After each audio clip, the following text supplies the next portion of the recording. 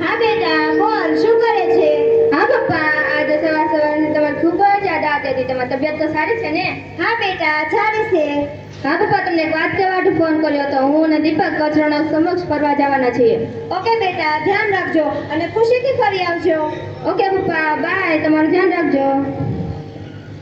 અરે મીરાઓ શું થયું? જલ્દી કરો, મને મોડું થાય છે. મારે ટેસ્ટની ટેબ્લેટ લેવાની છે. પપ્પા, ગીતા ચા બનાવે છે. આજે ચા નાસ્તાનો વારો ગીતાનો છે.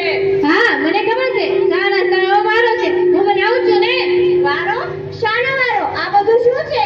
પપ્પા, તમે આ બધું વિચારને ગીતાને પૂછો. તેને બધી જ ખબર છે. કેમ? શું થયું? તને બધી જ ખબર છે. ઓકે, તું મારો મોટો ભાઈ છે એટલે તને શાંતિથી કહું છું કે તારે મને જે પણ કહેવું હોય તે કહે, પણ મારી ગીતા વિશે કંઈ નહીં બોલીશ. કેમ? ગીતા કઈ મહારાણી છે ને, કઈ નહીં કહેવાનો. ઘરમાં જે કઈ ઝઘડા થાય છે તેનું મૂળ ગીતા જ છે. કેમ? મેં શેનો ઝઘડા કરાવ્યા? અને હા, હું મહારાણી હોય કે ના હોય, પણ હું મારા પપ્પાને ઘેરે રાજકુમારીની જેમ જ રહીને આવી છું. તમારા કોઈને પણ હક નથી મને કઈ સંભળાવી શકો. હા, બરાબર, સાચું બોલી. એ બાયલા, તું તો ચૂપ જ રહેજે. અને કેમ તમને કઈ કહી ન શકું? પૈસાવાળા હોય તો તમારા પપ્પાને ઘરે, અહીંયા કઈ નહીં. બસ બહુ થયું. આ રોજ નાની નાની વાતમાં ઝઘડા કરતા રહેશો તો આ ઘરનું શું થશે? તેની કઈ ભાન છે? આ નાના કેળિયા પર તેની શું અસર થશે? તેની કઈ ખબર છે? મારે નથી કરવો ચા નાસ્તો.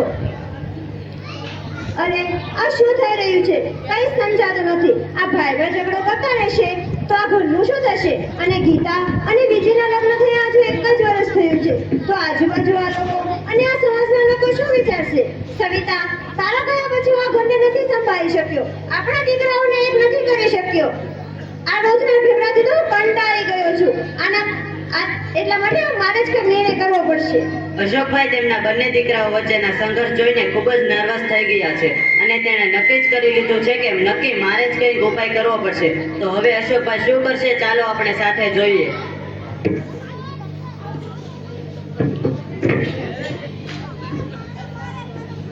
આજે રસોઈનો વારો તો ગીતાઓનો લાગે છે. હા પપ્પા, બપોરની રસોઈ ગીતા બનાવે છે, પણ સાંજની રસોઈ હું બનાવું છું.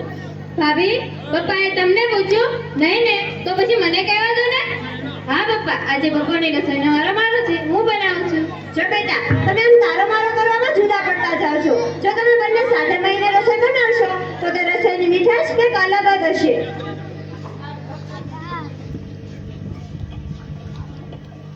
આ ચા બનાવવાનો વારો, આ રસોઈનો વારો. બેટા, મારા અંતિમ સમયે પાણી પાવાનો વારો નહીં રાખતા, નકર હું પાણી પીધા વગર જ ઉરલી જઈશ. અરે બેટા વિજય, તો પેલી ખોડિયાનગરમાં દુકાન રાખવાનો હતો, તેનું શું થયું? હા પપ્પા, લેવાની જ છે તો 25 લાખ કરી છે, તો 12.5 લાખ હું આપીશ અને બાકીના 12.5 લાખ વિવેકભાઈ આપશે. એ ભાઈ, આ તું શું કરે છે? 12.5 લાખ છે ને? ગીતા માટે પાર્લરની દુકાન લઈએ છીએ અને એમાં પણ આપણે બંને ભાઈ સાથે રહીએ છીએ અને અડધા તો તારે જ આપવા પડે. ઓકે? તને તો તારા સસરા આપી દેશે, પણ મારા સસરા એટલા બધા પૈસાવાળા નથી કે મને આપી શકે. એ બધું અમારે નથી સમજો. ઓકે? અને હા, જ્યારે તમે ધંધામાં નુકસાન કર્યું હતું ને ત્યારે વિજયે બચતના 10 લાખ રૂપિયા તમને આપ્યા હતા. હવે સમજવાનો વારો તમારો છે. ઓકે? એ વિજય, તારી બૈરીને સમજાવ કે નાના મોટાનું માન રાખે. બસ બહુ થયું, કોઈને કઈ જ બોલવાની જરૂર નથી. આ બધું શું છે? સાવ જાનવર જેવા છો.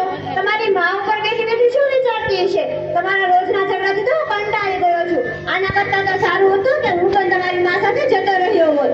કાલે તમે બંને ભાઈ ઘરે રહેજો, એટલે હું કાકાને બોલાવી લઉં, એટલે બંનેને જુદા કરી દઉં, એટલે બધું જ સારું થઈ જશે. અશોકભાઈ કંટાળીને નિર્ણય લઈ જ લીધો લાગે છે કે બંને ભાઈને અલગ કરવાનું નક્કી કરી લીધું છે અને ગામના વકીલ મિત્ર કાળુભાઈને પણ બોલાવી લીધા છે. ચાલો આપણે આગળ જોઈએ અશોકભાઈના પરિવારનું શું થશે.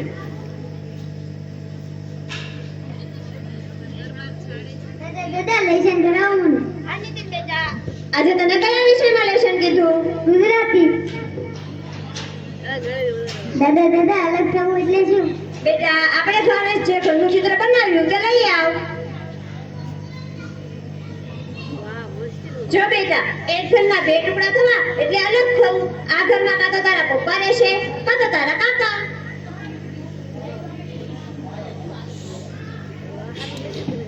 ઘરમાં ઝઘડો થવાથી બાળકોના માનસ પર શી અસર થતી હશે? આપણે જોયું નાનો દીકરો પણ પોતાના દાદાને પૂછી રહ્યો છે કે જુદા થવું એટલે શું. અશોકભાઈએ દીકરાને તો સમજાવી લીધો હતો, પણ ઘરની પરિસ્થિતિ કેવી રીતે સંભાળશે ચાલો આપણે આગળ જોઈએ. કેમ છો અશોકભાઈ? કેમ છો કાળુ કાકા? કેમ અશોકભાઈ, તમે આવો નિર્ણય લીધો છે? હજી વિજયના લગ્ન થયા ને તો 1 વર્ષ પણ નથી પૂરું થયું. મારે જુદા નથી થવું, આ બંનેને જુદા રહેવું છે. ઘરમાં કામની વહેંચણી થાય છે, પોતાની બચત પણ અલગ અલગ કરવા લાગ્યા છે. એટલે મેં જ આ ફેસલો કરી લીધો. જો આ બંને ભાઈઓ ઝઘડા કરીને જુદા થશે તો સમાજમાં બદનામી થશે, એ તો અલગ.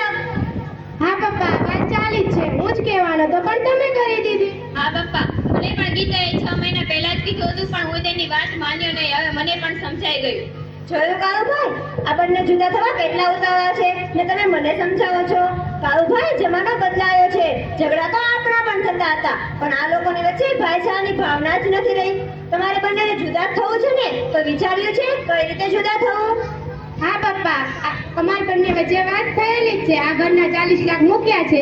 જે આ ઘર લેશે તે બીજાને 20 લાખ આપશે અને બીજી બધી વસ્તુના ભાગ નક્કી જ છે. જોયું કાળુભાઈ, પરિસ્થિતિ કેટલી બગડી છે, માટે મારે જ આ ફેસલો કરવો પડ્યો. આ બંને દીકરાઓ છે, લાગણી નથી રહી એનો મને બહુ જ દુઃખ છે. સારું, તો પછી અશોકભાઈ, બંને ભાઈઓને અલગ કરી દો. બેટા, તમે વસ્તુના ભાગ તો પાડી લીધા, હવે એ તો કહો કે મારે કોની સાથે રહેવાનું? હા પપ્પા, પહેલા 6 મહિના તમે વિજય સાથે અને પછીના 6 મહિના મારી સાથે રહેજો. પપ્પા, 6 મહિના કાંઈ નહીં, તમારે આખી જિંદગી મારી સાથે જ રહેવાનું છે. ચાલો તમે મારી સાથે, બાકી જિંદગી મારી સાથે ખુશીથી પસાર કરજો. ના બેટા, દીકરીના ઘરનું તો પાણી પણ ના પીવાય, તો આખી જિંદગી કઈ રીતે રહી શકાય? હા પપ્પા, ચાલો અમારી સાથે. આમ પણ બાળપણથી જ મારી પાસે માતા પિતાનો છાંયો નથી. મને પણ એક વડીલની છત્ર છાયા મળશે.